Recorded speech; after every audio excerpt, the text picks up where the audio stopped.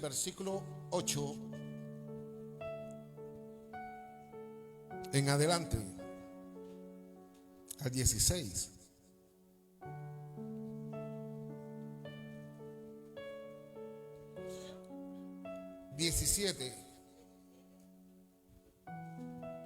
Del versículo 8 en adelante.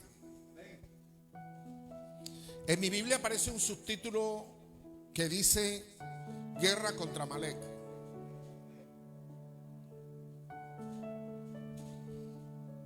En la nueva versión viviente, que es esta, dice: Israel derrota a los amalecitas. Vamos a leer la Reina Varela. Ya la iglesia se ubicó. La visita a los hermanos, los jóvenes. Veo a los jóvenes que nos están visitando. No tienen una Biblia en sus manos. Bueno, mire, aquí tenemos en la pantalla. Estas son las bendiciones que Dios nos ha regalado. Todavía las alcanzamos a ver. Cuando iniciamos en el Evangelio, las cosas eran diferentes. Hoy Dios nos ha regalado a través de la tecnología unos aparaticos así que nos sirven para comunicarnos y acortar distancia. ¿Sabe de qué le estoy hablando? Si usted trajo su bebé en esta mañana, póngalo en modo vibrador. Por si llora, no interrumpa al hermano que tiene a su lado. Éxodo capítulo 17, versículo 8 dice: entonces vino Amalek y peleó contra Israel en Refidim. Y dijo Moisés a Josué: escoge los varones y sal a pelear contra Amalek. Mañana yo estaré sobre la cumbre del collado y la vara de Dios en mi mano. E hizo Josué como le dijo Moisés, peleando contra Amalek. Y Moisés y Aarón y Hur subieron a la cumbre del collado. Y sucedía que cuando alzaba Moisés sus manos, Israel prevalecía, mas cuando él bajaba sus manos, prevalecía Amalek.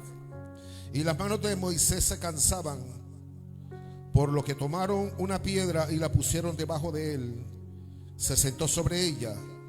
Y Aarón y Hur sostenían sus manos, el uno de un lado y el otro de otro.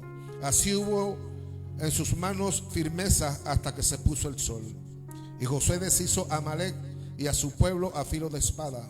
Y Jehová dijo a Moisés: escribe esto en memoria en un libro. Y di a Josué: reharé de toda la memoria de Amalek de debajo del cielo. Y Moisés edificó un altar y llamó su nombre Jehová Nisi. Y dijo: por cuanto la mano de Amalek se levantó contra el trono de Jehová, Jehová tendrá guerra contra Amalek de generación en generación. Se puede colocar cómodo. Fíjese que cuando se siente, no se siente encima de la alabanza. Gloria al Señor. Estamos aquí, bueno, un poco ya más fortalecidos, ya vamos a entrar en ambiente. Todavía antes de pasar me parecía que fuera mi primera vez a predicar. Estaba así como aquel predicador que dijo: es que mis piernas las tiemblan.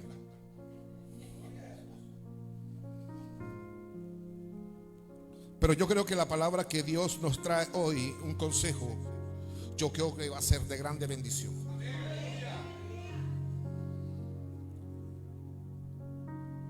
Dice la historia en el libro de Éxodo, hablando de la guerra que tuvo el pueblo de Israel con los amalecitas. Dice el escritor de este libro de que ellos se metieron con los más débiles del pueblo de Dios, y Dios le declaró una guerra.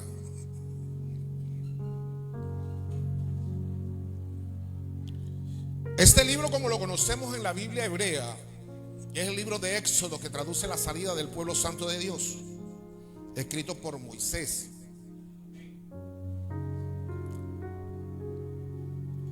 Dicen los eruditos que unos 1440 años antes de Cristo, En pleno desierto, el Espíritu Santo visitaba a Moisés y lo inspiraba para escribir estos acontecimientos.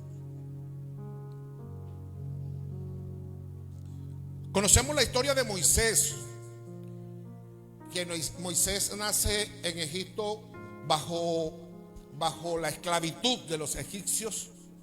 Y dice la historia de que ellos, Faraón tuvo miedo porque se venían multiplicando en gran manera. Y dice que Faraón dio la orden de que mataran a todos los niños que nacieran, pero que le conservaran la vida a las niñas. Entonces se levantó ese espíritu de muerte en contra de los niños para arrojarlos en el río Nilo. Y esta mujer, madre de Moisés, lo escondió. Yo me imagino que esta mujer, la sabiduría de Dios en ella, para tener un niño recién nacido en el secreto, no estaría fácil. Porque el niño, cuando está en ese, bueno, las mujeres que han parido saben mejor que yo, cuando paren y un niño se hace la necesidad en el paño, se fastidia y comienza a llorar dando voces de que necesita que lo hacen. O también cuando es tiempo de alimentarlo, también está dando voces de que necesita ser alimentado. Ahora, el llanto de un niño pequeño es bastante notorio. Bueno, en el parto que tuvo mi esposa de nuestro primogénito, era una bendición.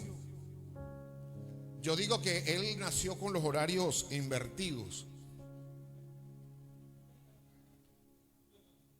Él dormía todo el día y la noche se la pasaba cantando alabanzas.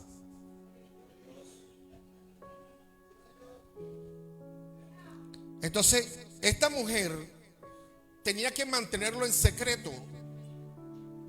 Antes de que hiciera la necesidad, cambiar paño, antes de que llorara hambre, lactarlo, darle su biberón, bueno, tenerlo en el secreto, porque había un edicto que tenían que darle muerte a todos los niños.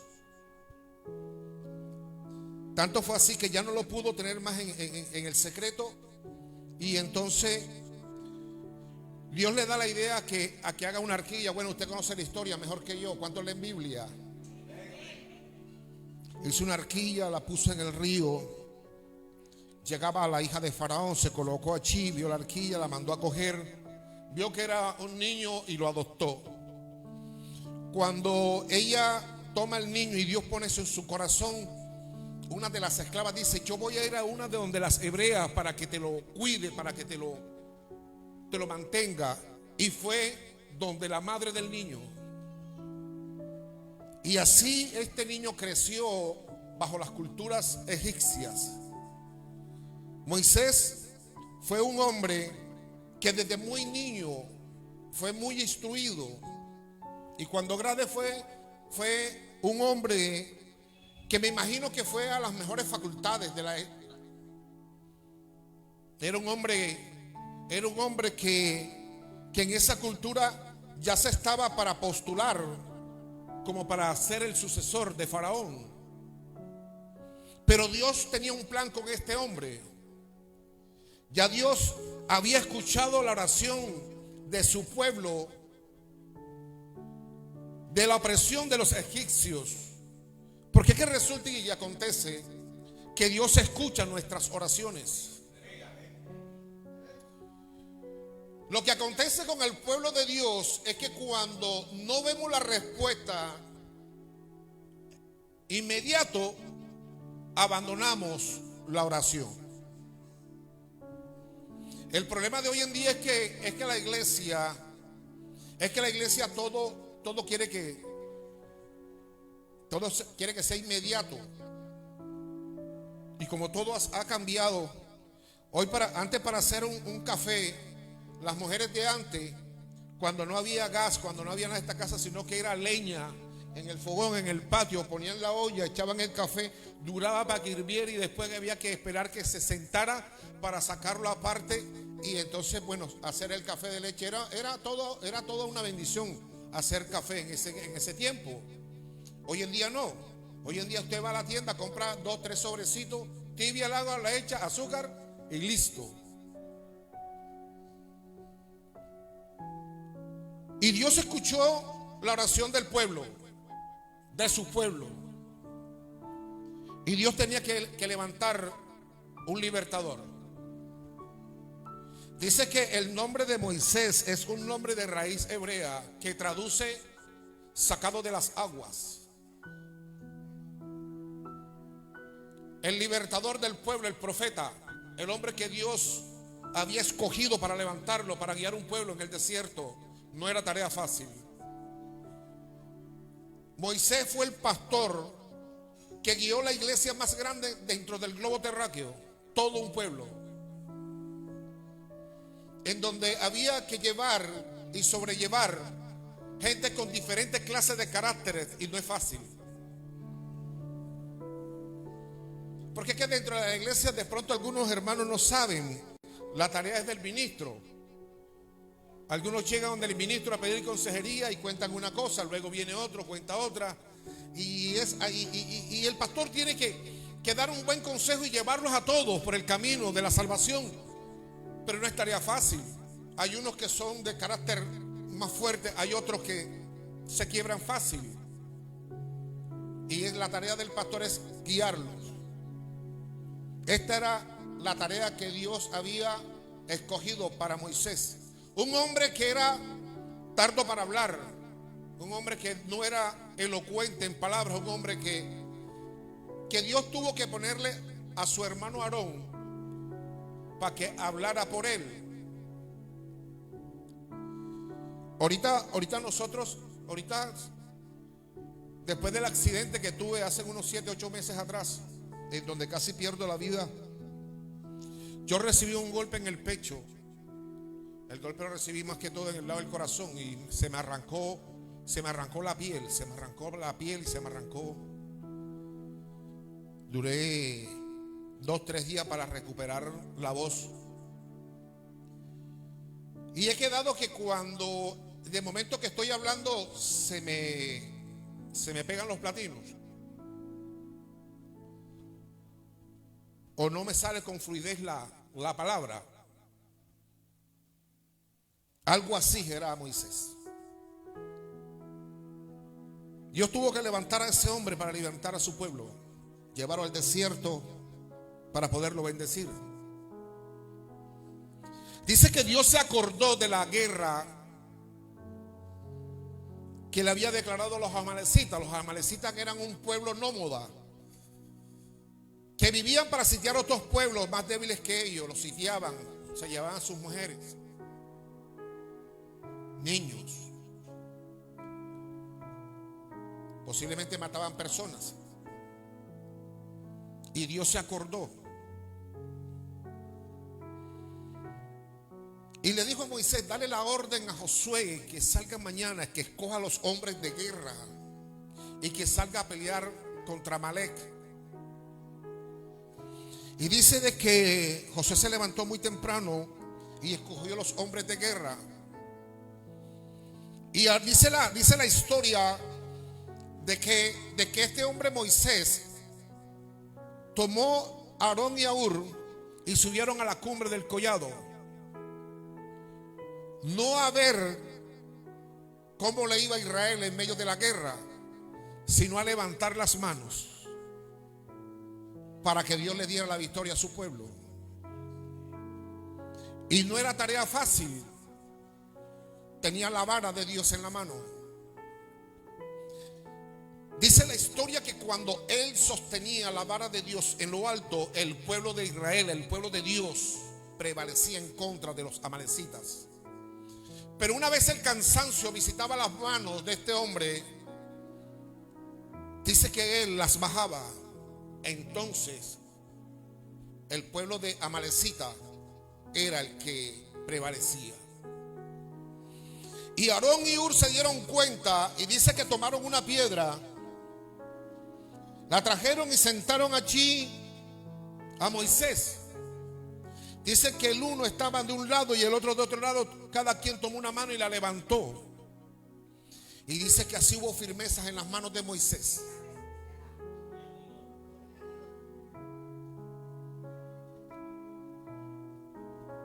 Anoche cuando yo estaba tratando o terminando este mensaje, todavía no tenía título. Me vine para la casa y me dije, me voy a recortar una hora. Cuando me levanto, mi esposa me levanta y quedo meditando en esto. Cuando vengo de camino hablando con el Espíritu Santo, tener las manos levantadas es señal de victoria. Pero ocurre algo en el mundo espiritual. Tener las manos en lo alto, muchas veces la persona se fatiga, se cansa y comienza a bajar las manos.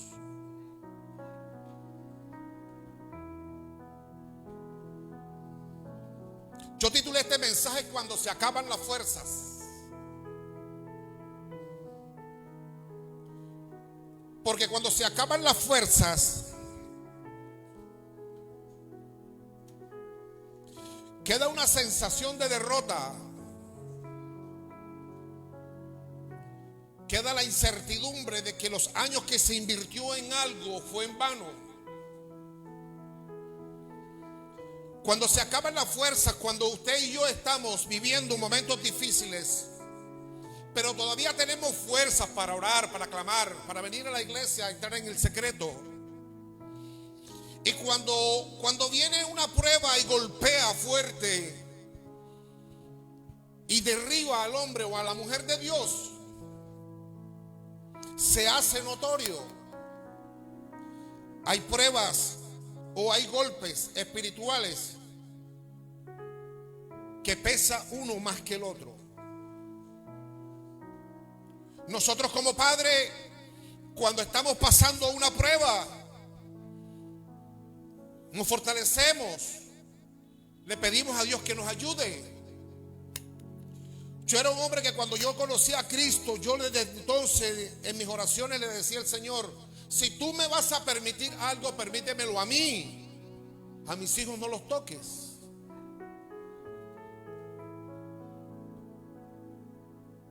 Ahorita reciente, ya hace 7 meses, después del accidente que tuve en la moto, en donde casi pierdo la vida, no tenía el mes, cuando a las 4:20 de la madrugada llaman a mi celular y me dan a la noticia de que a mi hijo menor, Emanuel,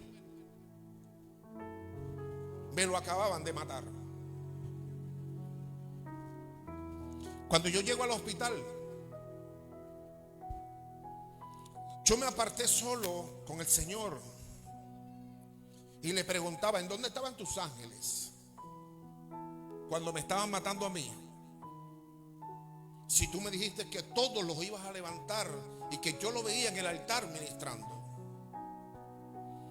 Y comencé esa lucha espiritual, usted sabe.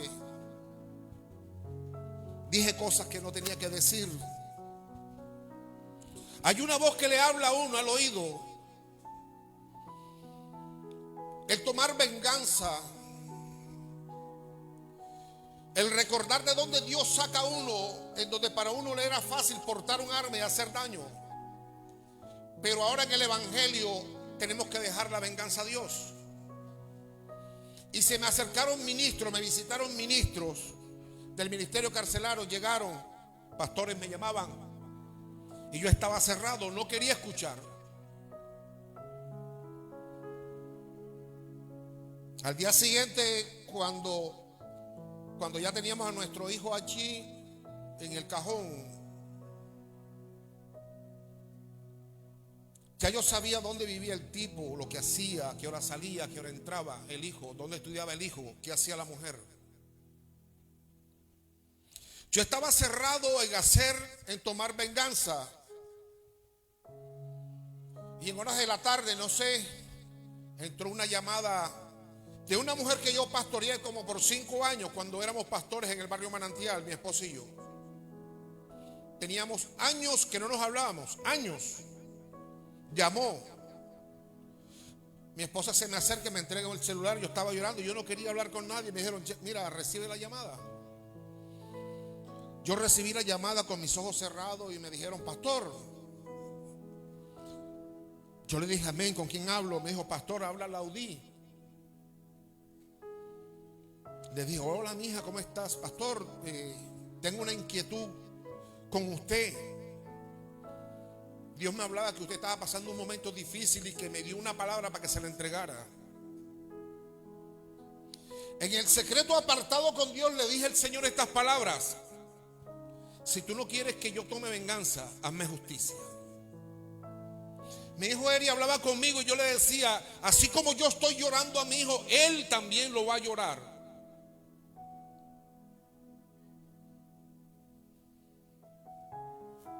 Laudí me daba una palabra que el Señor le entregó. Y yo dije, estas fueron las palabras que yo le dije al Señor. Esta mujer no tiene por qué saberlo. Entendí de que Dios me estaba respondiendo. Me acerqué a mi hijo Eri y le dije, voy a dejar esto en manos de la justicia y que Dios obre y haga justicias. Pero cuando se acaban las fuerzas, iglesias, hermanos, visita que me estás escuchando, cuando viene ese sabor a derrota, cuando viene ese dolor al alma, al espíritu, y golpea y te derriba, y cuando tu ser querido está allí sin vida, cuando un día antes yo había hablado con él y me jugué con él, me dijo, papi, quédate tranquilo, salgo un rato, ya regreso. Porque hemos estado pasando luchas y pruebas, pero siempre estábamos fuertes, siempre recibíamos.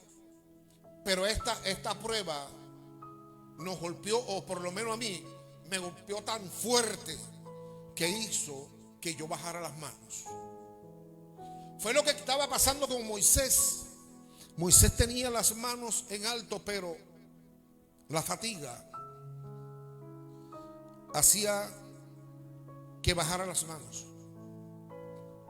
El pueblo de Dios, la iglesia de Jesucristo, estamos pasando por momentos duros, difíciles.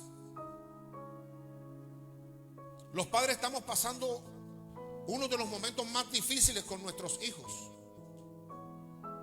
Es la generación que se ha levantado más difícil para guiarla.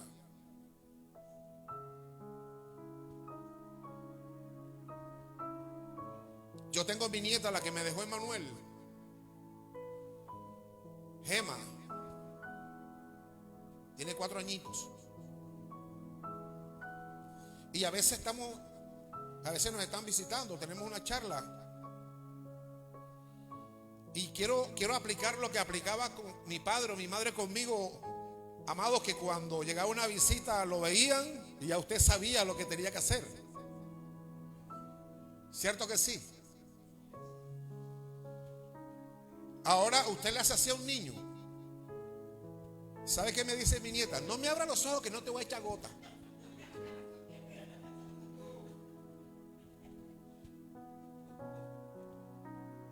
No es fácil. No es fácil llegarle a un joven y darle un consejo. No es fácil. ¿Sabe que los diarios y las prensas nos alimentan el conocimiento de que nos anuncian cada muerto en cada noche? No sé si usted lo ha notado, pero los muertos no pasan de 20 a 23, 24 añitos, hasta menores de edad. La ley divina de Dios es que ellos son los que nos tienen que enterrar. Es la ley divina, la naturaleza divina. Pero ahorita hay muchos padres que enterramos a nuestros hijos. Y cuando yo le estoy hablando acerca de cuando se acaban las fuerzas, es porque cuando usted está llevando un clamor, usted está llevando una oración, usted está pagando un precio por algo, y usted ve que de todo, de la noche a la mañana se derrumbó, que de la noche a la mañana hay un sinsabor a derrota, cuando hay una voz que le dice tantos años perdidos en estas cosas, cuando lo hubiese utilizado en algo mejor y hubiese sido más fructífero. Yo le digo a la juventud en esta mañana, y le digo por experiencia vivida,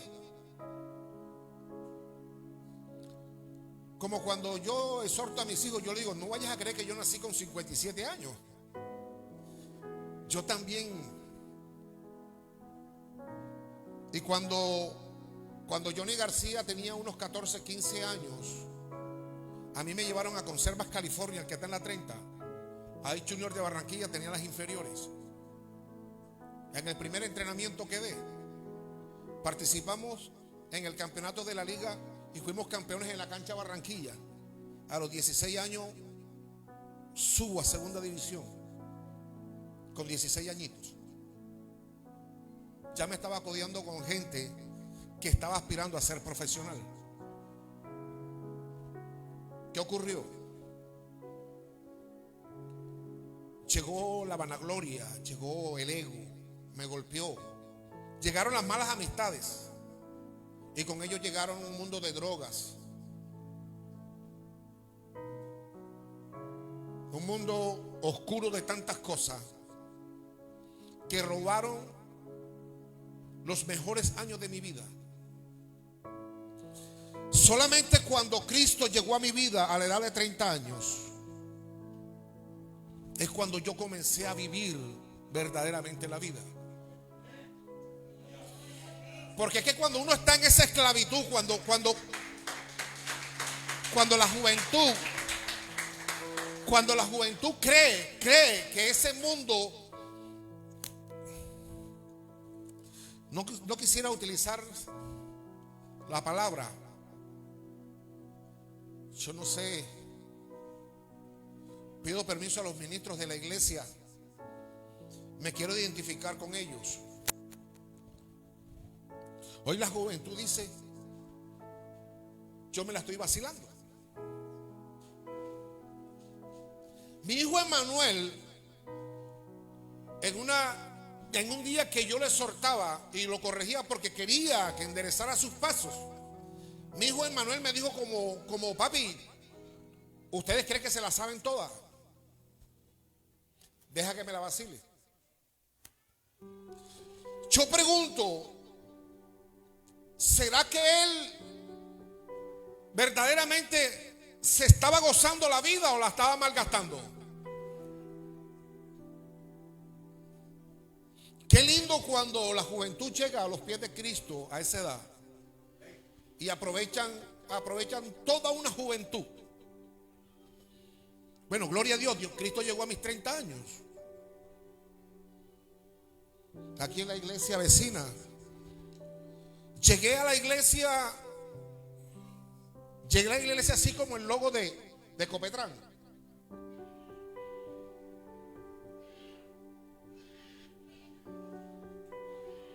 Y Cristo ahí en la iglesia comenzó a santificar a un hombre que venía golpeado de 27 años de droga.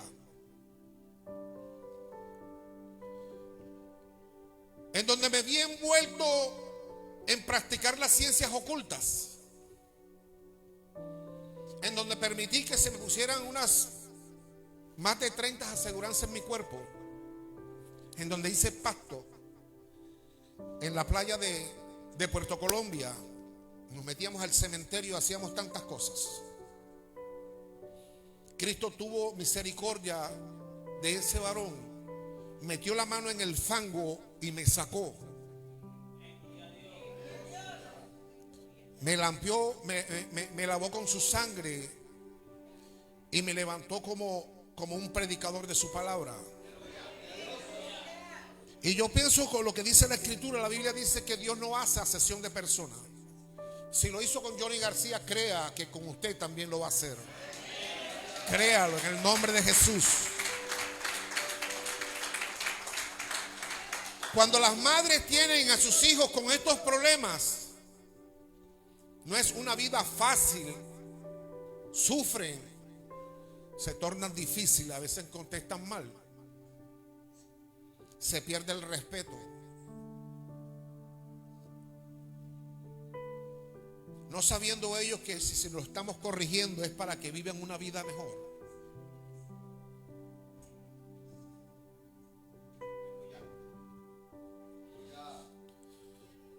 Y cuando estas madres están pagando un precio por sus hijos y ellos la tratan mal, golpean su vida, eso duele. Por eso hoy no pierdo la oportunidad y les digo a los jóvenes: no traten mal a sus padres. Cuando lo corrijan, quédense callados. Muérdanse la lengua, como decía mi mamá. Porque la corrección de la madre va a ser de bendición para un futuro.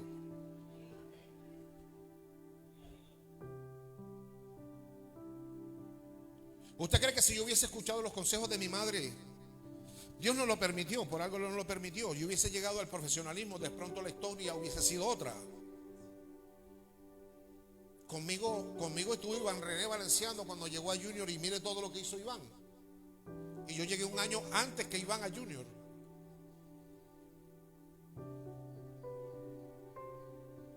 Entonces hay tanto por hacer, jóvenes, en sus vidas, que si ustedes dejan a Cristo, que Él sea el motor, que Él sea el que maneje el timón, yo le aseguro que por donde Cristo los meta es porque hay victoria. Porque Dios no lo va a meter para que sea camino de derrota. Y cuando una madre, el padre ve que cada día que pasa el hijo se sumerge y se sumerge más y más, poquito a poquito se van acabando las fuerzas. En donde, yo lo digo por experiencia, en donde he escuchado a las madres decir: ya no puedo más, Señor, te lo entrego. Cuando la hija se torna difícil, cuando la hija le habla a la mamá de tú a tú, sin saber que los años que tiene de vida fue porque una mujer se prestó para que ella los tuviera. Porque nosotros los hombres simplemente lo hacemos y cubrimos la responsabilidad. Pero una mujer, escuche, una mujer expone su vida por largos 9 meses cuando va a traer un bebé a la vida. Oye, ustedes jóvenes, yo no sé cuántos años tienes tú, papá, perdona. 20 años. ¿Cómo es tu nombre? ¿Cómo? Marcelo. Marcelo tiene 20 años, la misma edad de mi hijo Manuel. Y sabe Marcelo, él tiene 20 años porque hubo una mujer que prestó su vientre para darle vida a ese ser. Y la Biblia dice algo de los hijos. La Biblia dice que los hijos de deshonra son vergüenza del Padre. Predicador, ¿qué es deshonra? Deshonra es cuando usted está haciendo todo lo contrario de los consejos que le dan sus padres. Hijo, no vayas tarde, mira cómo está. Esto está tremendo, hijo, mira. ¿A ti no te da miedo llegar tarde? No, vieja, tranquila, quédate tranquila que yo llego hoy más temprano. O sea, llegan a las 4 o 5 de la mañana. Bueno, llegan temprano. Ya casi es de día.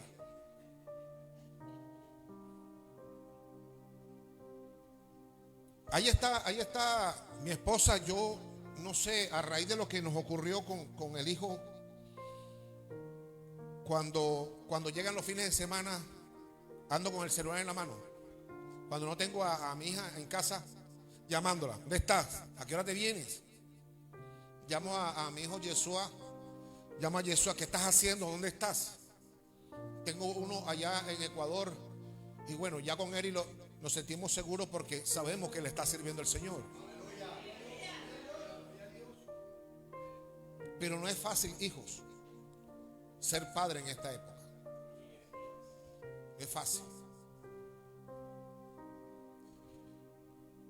Y cuando se acaban las fuerzas, con esa sensación de derrota, tenemos que seguir adelante.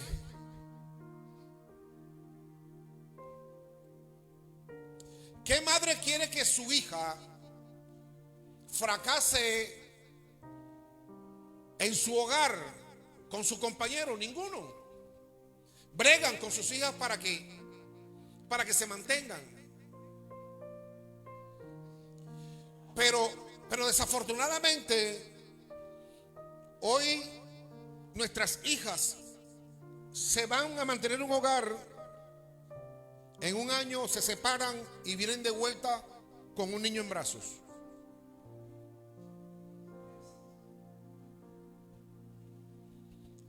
Entonces, los que ya habíamos terminado de criar, nos convertimos nuevamente en padres. Porque las hijas ahora es cuando se dan cuenta de que están jóvenes y que se tienen que divertir. Pero eso era lo que se les decía antes de que tuviera un bebé. O sea, sí me estoy haciendo entender. O sea, a la juventud se le está advirtiendo y ellas no es por aquí. Es como cuando la mamá le dice: mami, hija, a mí no me parece que ese es el muchacho. ¿Por qué tú no lo radió? No, hermano, ese Dios me lo reveló por el Facebook.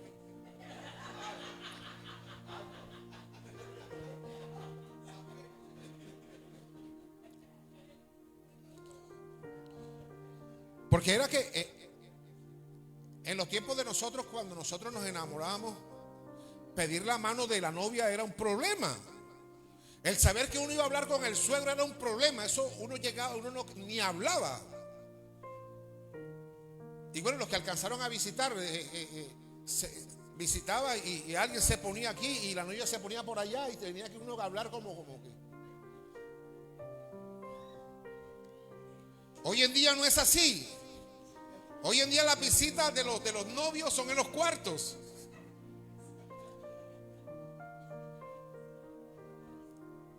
Y cuando uno les corrige se molestan.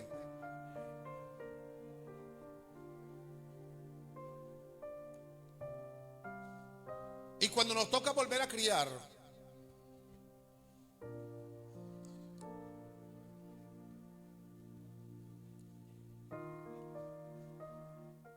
bueno, yo no sé, Eri, ¿de quién fue la idea que me invitaran a predicar? El pastor. Bueno, ya sabe, yo voy a decir algo. Continuado, usted le reclama que el pastor.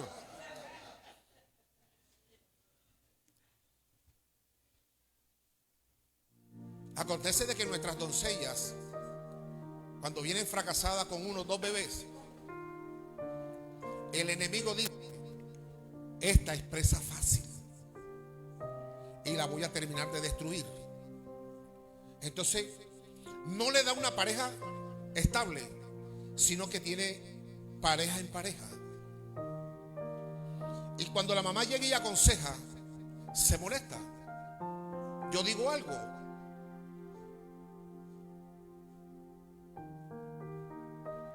si nosotros como hombre nos fijamos en alguien, porque lo primero que uno ve es lo que gusta. Pero cuando uno se entera de todo un recorrido de esta muchacha, entonces uno hace conclusiones: yo soy uno más del montón.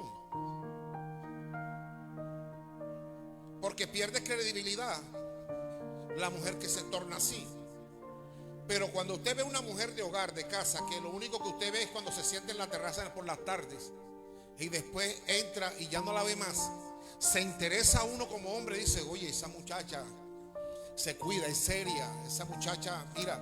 Y uno comienza a buscar a Cupido que le lleve un mensaje, algo. Uno comienza a buscarlo por el Facebook, uno comienza a preguntar si tiene WhatsApp, uno busca todos los métodos. Porque ahorita, vuelvo y le digo, hay tantas redes sociales para acercarse a una persona.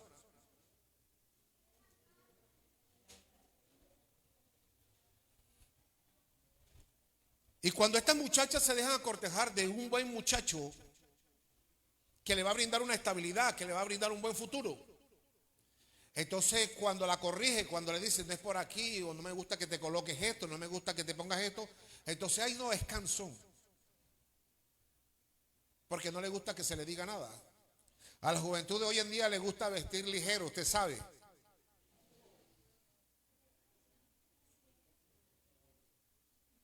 En mi época bueno, yo fui un niño que yo desde muy niño fui tremendo. Al frente de mi casa habían unas vecinas y yo me montaba, hermano, yo me montaba tempranito en el techo a mirar para allá para coger punta, como decía uno. Las mujeres de antes usaban unos mochos por aquí. Después de la falda, o sea, antes no se veía nada. Hoy en día usted sale a la calle y tiene que hacer así. Porque hoy se ve mucho. Yo miro a estas mujeres, gloria al Señor. Yo miro a estas mujeres cuando vienen del gimnasio, con las dichas llamadas licras de hoy en día. Y yo me pregunto, ¿será que ella tiene marido?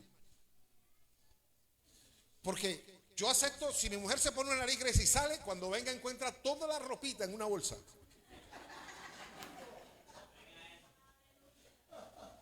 No te molestes en entrar, que aquí está en la puerta. No, que no tengo plata, aquí tiene para el taxi. Se pierde como el pudor, se pierde como la dignidad. Así son los hombres, los muchachos. También se ajustan la ropa. Un día vi caminando un muchacho, iba para el colegio y el jean lo llevaba por aquí y caminaba así. Yo me lo quedé mirando y dije, ¿tú crees que tú en la vida ibas a pensar que te ibas a ser mi yerno? Nunca.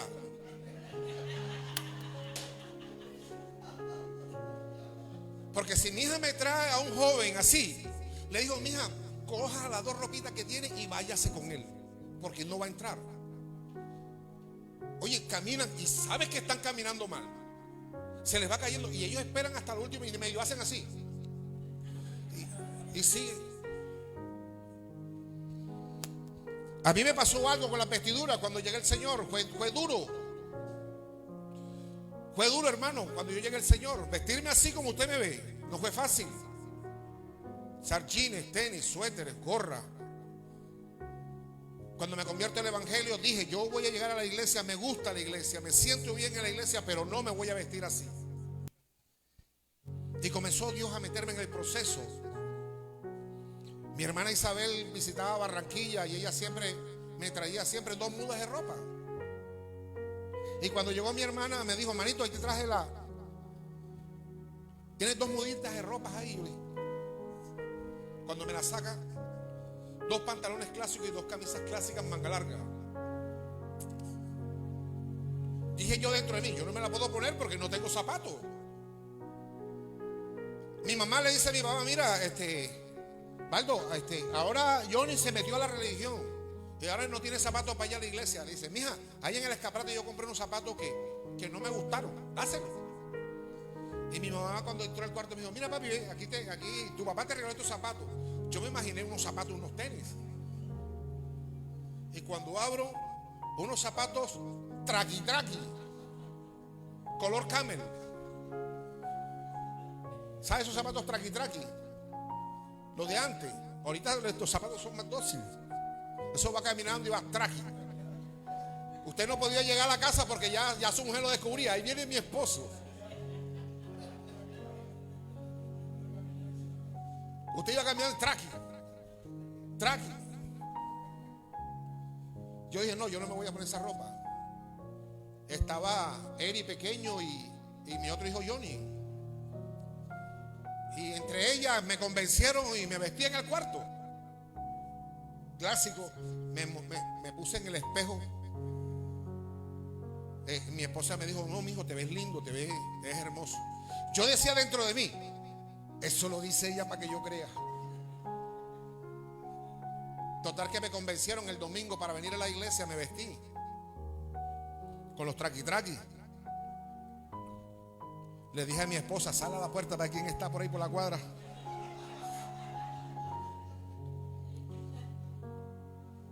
Ella sale, miró. La señal de esa era que no había nadie. Cogí a mis muchachos corriendo. Cuando salgo por la cuadra, todos los amigos míos amaneció en la cuadra. Y ya yo estaba en la mitad de la cuadra. Yo dije, bueno, ni modo de decir que le voy a pasar al lado que no van a escuchar, porque con estos traqui eso. ¿Sabes la sorpresa que me tenía Cristo? Cuando yo salí vestido así por primera vez para la iglesia, mis amigos se me acercaron a decirme: hermano, cuando llegue a la iglesia, ore por nosotros, porque hoy es usted el que va a la iglesia, pero mañana también iremos nosotros. Entonces entendí que el evangelio no se necesita solamente predicar, sino que con su comportamiento y su vestidura usted predica a Jesucristo. Y desde entonces, bueno, me quedó gustando los traquitraquis y la ropa. Y después fuimos modernizándonos y una bendición. ¿Sabes que cuando el apóstol Pablo ejerciendo su ministerio, así como muchos de nosotros que salimos a predicar a los barrios, a las esquinas, y venimos gozosos porque se entregaron 2 o 3 almas, llegaron los drogadictos, se nos acercaron, oraron, se quebrantaron y Dios hizo algo. Venimos dando testimonio de lo que Dios hace, porque eso es a lo que hemos sido llamados. Es cuando usted llega a alguien a su casa y le dice: hermano, vamos para que ore a mi hermana, a mi hermano, a mi tío, porque no sé qué es lo que tiene. Y cuando usted llega, hay un demonio que le está ministrando, y cuando usted ora, ese demonio grita, pero lo hace libre. Y venimos gozosos, contamos de la maravilla de Jesucristo. El apóstol Pablo estaba ejerciendo su ministerio y por reprender un espíritu de adivinación se metió en problemas. Lucas escribe en el libro de Hechos de los Apóstoles que cuando él iba a la hora de la oración, le salía al encuentro una muchacha que decía: estos son siervos del Dios Altísimo, quienes anuncian las buenas nuevas de salvación. Pregunto a la iglesia: ¿esta muchacha decía mentira o decía verdad? ¿Por qué desagradó a Pablo? Era un halago. ¿Por qué desagrada a Pablo? Iglesia, los que leen Biblia.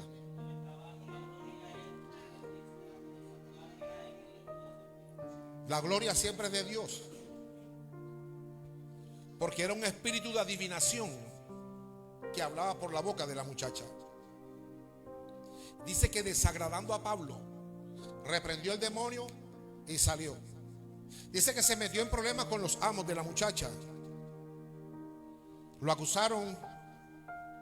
Dice que lo azotaron con vara. Dice que lo llevaron al calabozo de más adentro. De pronto usted me ha visto escuchar el predicar esta clase de mensaje, y yo hoy le digo: yo me identifico con esta palabra. Cada vez que hablo de ella, me identifico con ella. Dice que cuando azotaron al apóstol Pablo, lo llevaron al calabozo de más adentro. Yo trabajo en el ministerio, yo ejerzo el ministerio carcelario hace muchos años, más de 20 años, predicando el evangelio de Jesucristo dentro de las cárceles. Y cuando alguien se torna mal, lo llevan a un calabozo, a una celda de castigo. Dicen los eruditos que el calabozo de más adentro no medía más de 1 metro o 1,10 centímetros. ¿Cuál era el motivo? Para que la persona que se metiera allí le fuera incómodo estar en ese sitio. Muchos, pero muchos, antes que el apóstol Pablo entrara a ese calabozo, muchos hombres estuvieron allí. Allí no había ujier para llevarlo al baño. Allí no había ujier para que llevarle una botellita con agua. Los que tenían que defecar lo hacían allí. Allí orinaban. Los olores del calabozo de más adentro eran putrefácticos. Era invivible estar allí, era insoportable. Fuera de eso, una condición que adquirió el apóstol Pablo allí, en esta posición, porque el apóstol Pablo, después de ser azotado, golpeado. Yo me imagino, escuche, yo quiero parafrasear este mensaje. Yo me imagino que el apóstol Pablo, después del azote con vara, él metía sus manos y yo me imagino que fracturaron algunas de sus manos. Yo me imagino que algunas de las varas golpeó su frente y la partió. Yo me imagino que sus costillas, sus rodillas fueron golpeadas. Y ahora en el calabozo de más adentro, en esa posición no era fácil.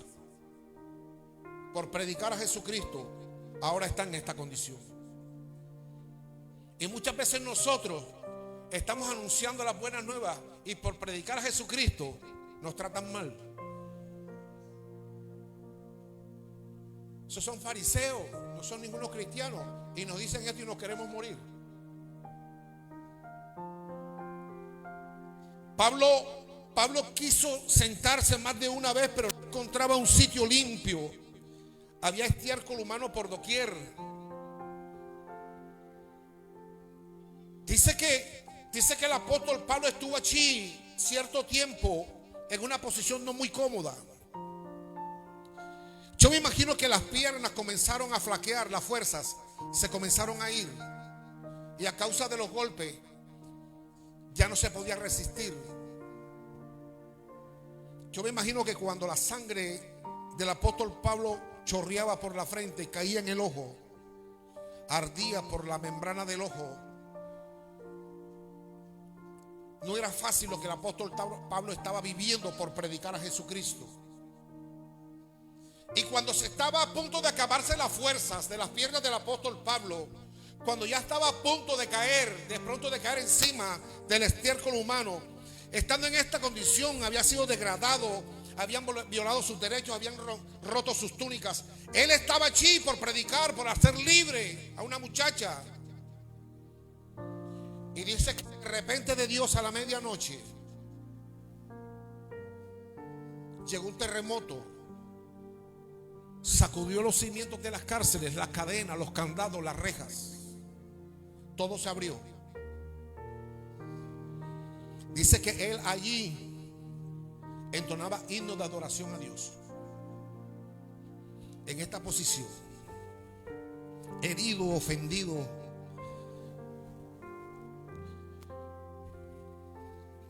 quizás una de sus costillas rotas, entonaba himnos de adoración a Dios. Y dice que los presos los oían. Estos no fueron los que le dieron una golpiza por estar predicando a Jesucristo, y todavía siguen adorando a ese Dios. Yo me imagino, yo le voy a decir algo. Dios a mí no me llamó a cantar, no tengo voz de él.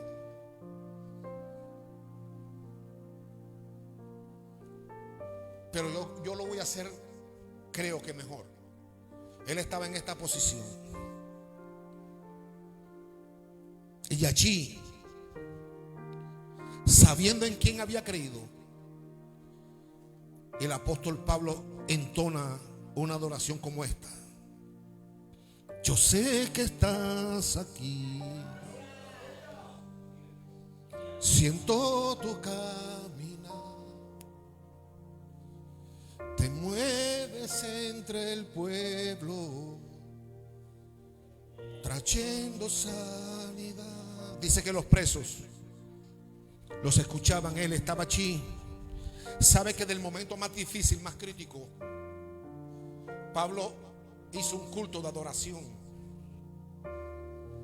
Era más fuerte el amor que él sentía hacia Cristo que humanamente el dolor que estaba sintiendo porque habían roto algunos de sus huesos por una golpiza.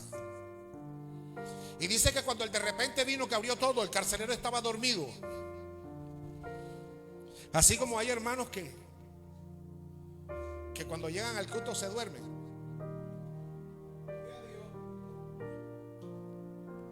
Claro que eso no ocurre por aquí.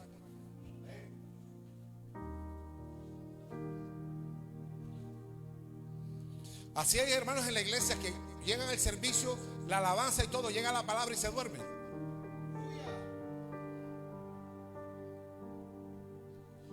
Un día un hermano llamó al pastor a las 1, 2 de la mañana. Y el pastor, ¿qué ha pasado? Pastor, predíqueme, por favor, predíqueme. Ay, ¿para qué quiere que yo te predique? Pastor, porque cuando usted predica a mí me da un sueño.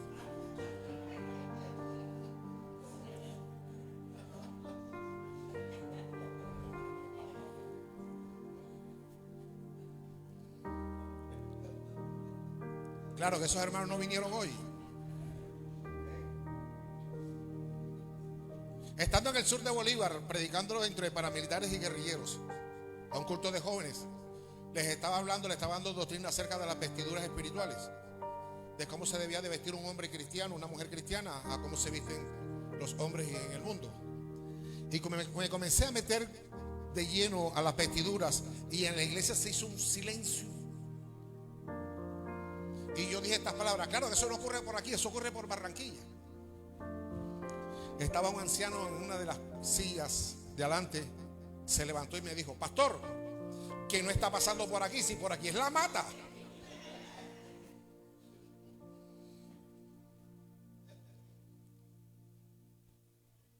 Pablo estaba allí herido, estaba entonando, se sacudió. El carcelero dice que cuando se despertó, dice que vio todas las celdas abiertas. Escuche: sentenciados a muerte, a la horca o a ser decapitados. Al día siguiente, estando ahí, se abrieron, no se escaparon, no se fueron. O sea, era tanta la unción que había a través de la adoración que estaba ministrando Pablo. Cayó el poder de Dios ahí. Era tanta la unción que aunque ellos querían escapar para salvar su vida, preferían mejor estar delante de la presencia de Dios. Era algo incomparable.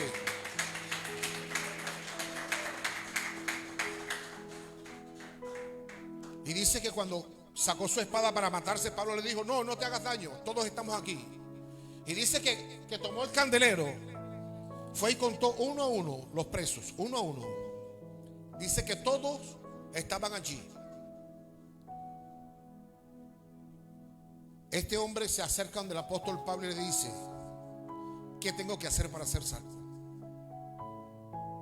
Entonces Pablo le dice la oración de fe: cree en el Señor Jesucristo y serás salvo tú y tu casa. Pablo, en el momento más difícil, cuando sus fuerzas se acababan, entonó himnos de adoración a Dios. ¿Qué le quiero enseñar con esto, iglesia? Que por muy fuerte que sea la lucha, la prueba, que por muy fuerte que sea en extremo el momento difícil que estemos pasando, que no dejemos que nunca nos robe la adoración que Dios se merece. Nunca. Podemos estar llorando, podemos estar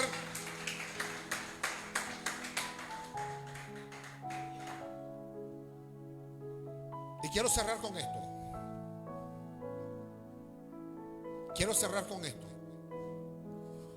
¿Cuántas mujeres están orando por sus hijos o por sus esposos?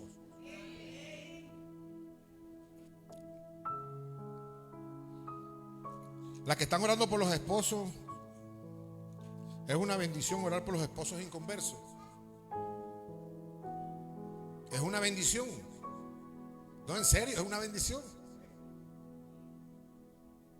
La hermana Elsie Pérez, cuando conoció al Señor, se metió en 3 días de ayuno seguido. El enemigo había dado una sentencia de muerte. Me pensaban matar en esos días. Por ahí mi nombre aparecía en los postes de aquí de las Chinitas. Y la pastora Marisa le dijo a Elsie: dile a tu marido que necesito hablar con él, ve que lo van a matar. ¿Sabe cómo es la pastora? ¿Cómo habla? Y mi esposa fue allá: niño, te van a matar, mira que no sé. Yo andaba en ese mundo, porque cuando uno está en ese mundo uno no escucha. Y la hermana se atrevió a creerle a Dios y entró en el secreto. Cuando ella entró en el primer día de ayuno, yo tengo mi primera experiencia con Dios. Me veo en sueños predicando a Jesucristo en una campaña.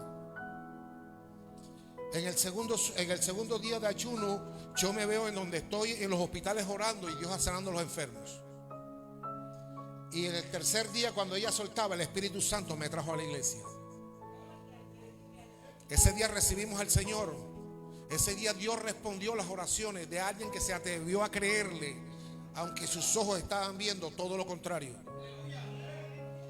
Por eso le digo a las mujeres, no deje de orar por sus siervos. No vaya a orar como la hermana de allá del manantial que me dijo: pastor, le estoy orando a Dios por mi esposo. Ya le dije que si no se lo lleva, se lo mando.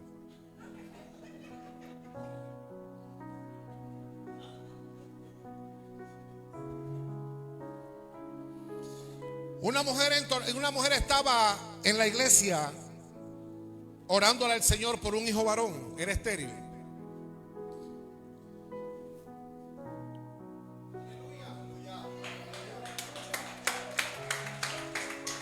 Dice de que esta mujer no podía tener hijos. Y esta mujer tenía que ir de su ciudad a Silo a adorar.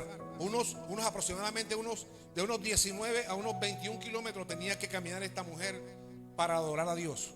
Y dice que en el camino la rival de ella, la otra esposa de su esposo, dice que le irritaba, dice que la molestaba, la fastidiaba. Y dice que por muchos años hacía lo mismo. Yo me imagino que esta mujer, cuando le tocaba el tiempo para ir a ofrecer sacrificios para adorar a Dios, decía: ahora viene esta mujer a montármela yo con tantos problemas que tengo. Esta mujer en el templo le oraba al Señor por un hijo varón. Le decía: desde su nacimiento te lo entrego, será para ti desde el día que nazca. Y dice que el pastor de la iglesia la tuvo por impía, por mujer ebria, y la exhortó, la reprendió, y ella le contó las oraciones que estaba haciendo delante de Dios.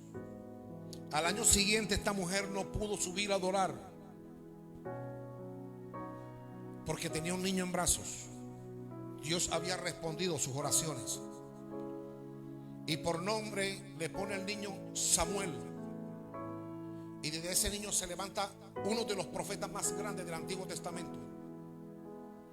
Una mujer que cuando ya su vida era un calvario, cuando ya sus fuerzas se estaban acabando, se atrevió en medio de la oración a hablar con Dios. Y Dios respondió. Si Dios no hace excepción de personas, ¿qué problemas tienes tú en tu casa que a través de la oración Dios no lo resuelva? El estar yo de pie aquí predicando a Jesucristo, el estar aquí teniendo una batalla espiritual, porque después de la muerte de mi hijo ha sido un proceso fuerte de mandar el Estado a hablar con fiscales. El fiscal había archivado el caso de mi hijo para que vinieran los vencimientos de término y eso quedara así. Yo comencé a orarle a Dios y me quebré. Señor, que la muerte de mi hijo no quede impune. Hazme justicia. Y el detective del CTI que trabajaba en el caso de mi hijo lo trasladaron para Cartagena.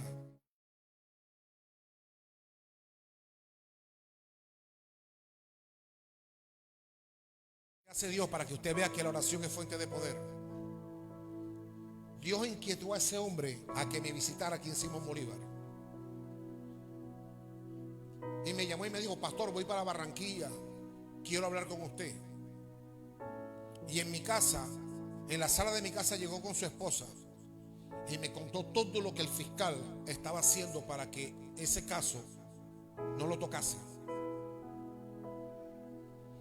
Y me dijo: no se preocupe. Cogió el celular, llamó a un abogado penalista y me dijo: mira, te lo recomiendo. El caso de él es este. Él no tiene dinero para cancelarte, pero más adelante en el proceso, cuando reviente la bendición, de la bendición se te va a pagar. Me atrevo a coger el caso. Hablé con él, me mandó por WhatsApp para sacar los papeles. Lo tengo que firmar, llevarlo a la notaría, autenticarlo y reenviárselos a él para que él le mande esa notificación al fiscal que ya hay un abogado representando el homicidio de mi hijo. ¿Sabe quién hace eso? Dios, a través de la oración. Para Dios no hay nada imposible, y si Dios tiene que mover a alguien de donde esté, Dios lo va a hacer.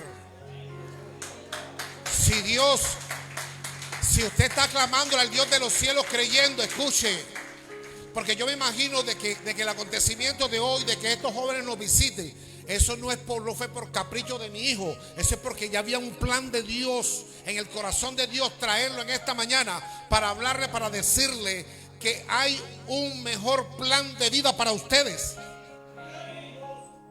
El mundo lo único que da es desgracias. Ana podía dar testimonio de Samuel. Pablo, estando en el calabozo de más adentro, dio testimonio que a través de la adoración en su quebranto, Dios hizo grandes cosas. Iglesia, a los ministros de la casa, hemos pasado un momento difícil, un estremecimiento fuerte. Se nos agotaron las fuerzas. Quisimos abandonar todo. Nos sentimos burlados, nos sentimos que Dios no estaba con nosotros, que Dios nos había abandonado. Nos sentimos, cuando se acaban las fuerzas hay una sensación de derrota y de tantas cosas. Viene la incertidumbre y nos visita. Y llegan personas que vienen con malas energías a darnos malos consejos, y todo esto golpea al hombre y a la mujer de Dios, porque por mucha oración que usted y yo hagamos, somos seres humanos. Pero yo traigo buenas noticias hoy. Yo traigo buenas noticias para los líderes, para los pastores. Que cuando se acaban las fuerzas, entonces fue cuando el salmista escribió en el Salmo 92, versículo 10, dice: y tú aumentarás las fuerzas como las del búfalo. Y yo estudié para tumbar un búfalo se necesita más de un león, porque el búfalo tiene unas fuerzas extraordinarias. Y si Dios dice en su palabra que Él nos dará fuerzas como las del búfalo, es porque todavía hay muchas victorias que conseguir. No sé si usted lo creyó. Que se prepare el diablo y todos sus demonios, porque si creyó que con la prueba que nos pasó nos iba a destruir, nos hizo más fuerte. Y al que Dios más le da, más le demanda. De esta casa se levantarán hombres y mujeres que impactarán no solamente a Barranquilla, sino Colombia entera. Este nombre en el mundo espiritual, el diablo le tiene odio, le tiene rabia, porque sabe que aquí en este sitio vendrán familias destruidas y aquí serán levantadas. Aquí vendrán hogares, mujeres con una destrucción de familia, en donde sus madres están pagando un precio y el enemigo le está hablando tantas cosas, y aquí sus ojos verán que aquí serán levantadas por el poder de Dios. Yo no estoy diciendo esta cosa para animarlo, porque no me gusta motivar. Yo le estoy diciendo lo que Cristo me hablaba la noche de anoche. Haré grandes cosas con ese pueblo, que se fortalezcan, porque muchas victorias les voy a entregar. Muchas victorias. Estamos padeciendo, ahorita somos 20, 30 personas. El de repente de Dios va a sacudir, que vamos a comenzar a comprar de aquí para allá.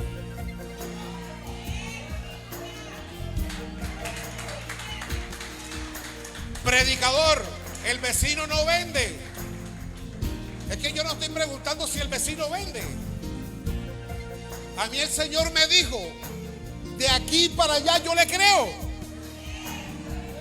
Quiero cerrar con este testimonio y te quiero llenar de fe.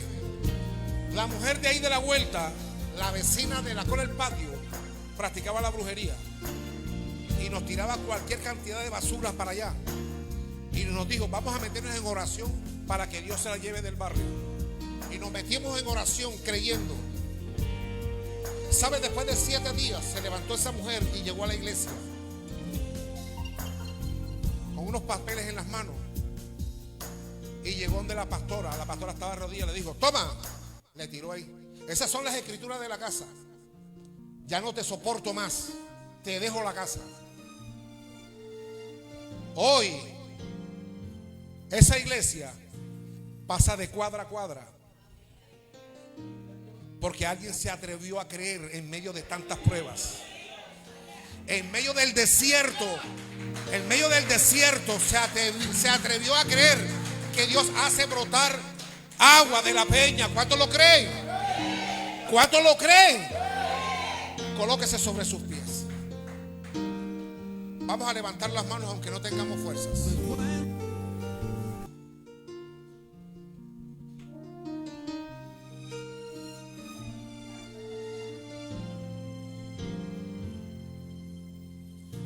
Hable con el Señor allí. Dígale al Señor, gracias por tu palabra.